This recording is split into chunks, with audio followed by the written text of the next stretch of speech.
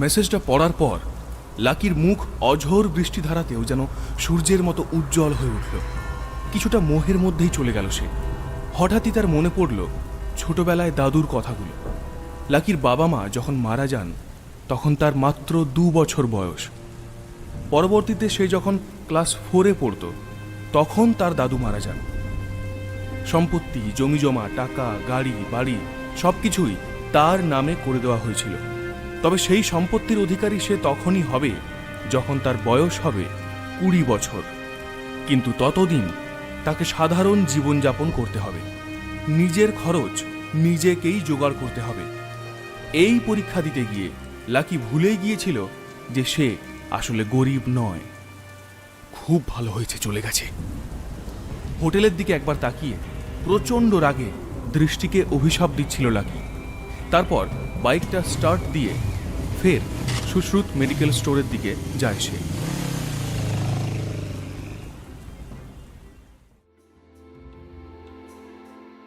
পরের দিন সকালে ঘুম ভাঙতেই কোনো ক্রমে ছেঁড়া প্যান্ট আর জামা গায়ে গলিয়েই শহরের সব থেকে বড় ব্যাংক নিউ সিটি ব্যাংকে পৌঁছে যায় লাকি। এই ব্যাংকটা যে কলকাতার শুধুমাত্র সব থেকে বড় ব্যাংক তাই নয়, এখানে কেবল শহরের সব থেকে ধনী ব্যক্তিরাই টাকা রাখতে পারেন, অন্য আর কারো অনুমতি নেই। এখন সেই ব্যাংকে যারা যান তাদের বেশভূষা, গাড়ি সবকিছুই টপ ক্লাস হয়, অথচ লাকি সেখানে যাচ্ছে সাধারণ ছাপোষা হয়ে। ব্যাংকে পা রাখা মাত্রই মাথাটা ঘুরল তার। নজরে এলো নিচে পার্ক করা কয়েক কোটি টাকার কিছু গাড়ি। সে মনে মনে ভাবতে লাগলো এই গাড়িগুলির মধ্যে একটা তারও হবে, একদিন সেও ব্যাংকে আসবে আর ঠিক এই জায়গাতেই গাড়ি পার্ক করবে। তবে তখনও যেন বিষয়টা তার কাছে দিবা স্বপ্নের মতো লাগছিল। গাড়ি থেকে চোখ সরিয়ে এবার আসল কাজ করতে ব্যাংকের ভিতরে গেল সে। ব্যাংকে ঢুকতেই সে মনে মনে ভাবল, কোথায় ওষুধের ঘ্রাণ আর কোথায় এই সুগন্ধ। একটা গভীর নিঃশ্বাসে যতটা সম্ভব সুগন্ধটা ধরার চেষ্টা করল। ব্যাংকে প্রচণ্ড ভিড় চোখে পড়ে তার, আর সাথে নজরে পড়ে সকলের পরনের দামি জামা কাপড়। আসলে তার ভাগ্য রাতারাতি বদলে গেলেও তার বেশভূষা তো আর বদলায়নি। সে সেই একই পোশাক পরে এত বড় ব্যাংকে এসেছিল যা সে সাধারণত তার কাজের জন্য পরত। মনে মনে লাকি বলে উঠল, হাতে টাকা এলেই প্রথমে যে কাজটা করব তা হলো জামা কাপড় কিনব। এই কথা বলতে বলতেই সে ব্যাংকে ঢুকল, আর দরজা ঠেলতেই একটা আওয়াজ শুনতে পেল। আউচ! এতটাই তাড়াহুড়ো আর মাথায় এত কিছু আকাশকুসুম ভাবনা চিন্তা নিয়ে লাকি চলাফেরা করছিল যে তার পাশে হাঁটতে থাকা লম্বা চুলের একটি মেয়ের সঙ্গে তার জোরে ধাক্কা লেগে যায়। ও সরি, আমি আপনাকে একেবারে দেখতে পাইনি।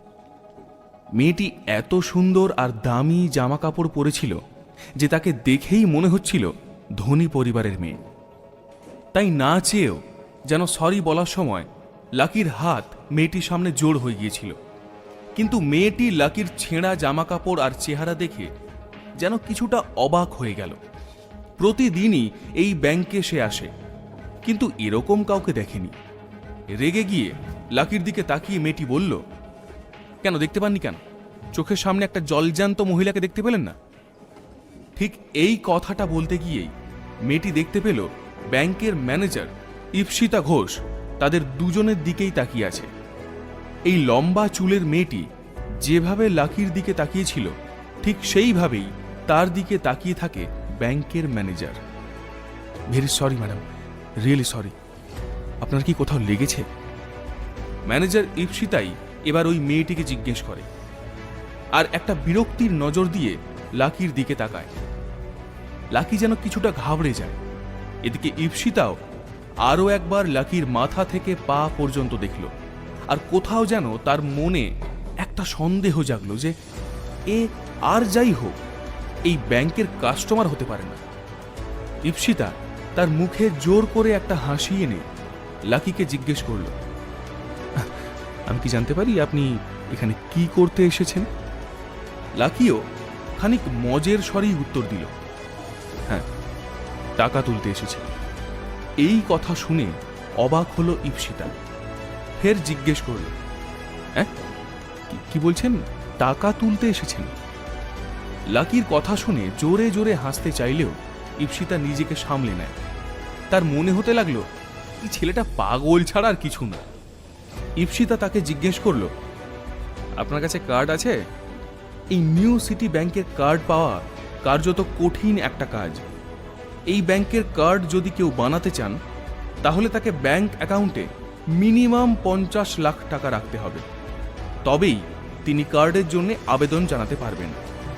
কিন্তু লাকি যে এই প্রথমবার এই ব্যাংকে এসেছে, কোথা থেকে পাবে এই কার্ড সে? তাই ম্যানেজারের প্রশ্নের কোনো উত্তর তার কাছে ছিল না। ঈপ্সিতা আরও একবার তাকে জিজ্ঞেস করলেন, আমি জানতে চাইছি আপনার কাছে কি কার্ড আছে? ঈপ্সিতার আসলে লাকিকে উন্মাদ ছাড়া আর কিছু মনে হচ্ছিল না। না, এবার ম্যানেজারের প্রশ্নে সপাটে জবাব দিল লাকি। এদিকে ওই সুন্দরী মেয়েটিও এই প্রশ্ন শোনা মাত্র হা হা করে হাসিতে ফেটে পড়ে। এবার ঈপ্সিতারও মনে হতে থাকে ছেলেটি সম্পর্কে এতক্ষণ সে যা ভাবছিল তা একদম ঠিক। এমন সময় ওই মেয়েটির বাবা সেখানে আসেন আর বলেন, চল মা, এবার বাড়ি চল। ওই লোকটার হাতে কিছু কাগজ ছিল। লাকি সেটা লক্ষ্য করল, সঙ্গে এটাও দেখল যে ওই ব্যক্তি দামি স্যুট পরে রয়েছেন। তখন ওই মেয়েটি ব্যাংকের ম্যানেজার ঈপ্সিতার হাত দুটো ধরে বলল, দেখুন ঈপ্সিতা, রাস্তার লোকজন যদি এভাবে আপনার ব্যাংকে ঢুকে পড়ে তাহলে অন্য গ্রাহকদের হয়রানি হয়, তাদের নিরাপত্তা নিয়েও প্রশ্ন ওঠে, তাতে আপনার ব্যাংকের ভাবমূর্তিও নষ্ট হয়। আশা করি ভবিষ্যতে আর এমনটা হবে না। এই কথা বলেই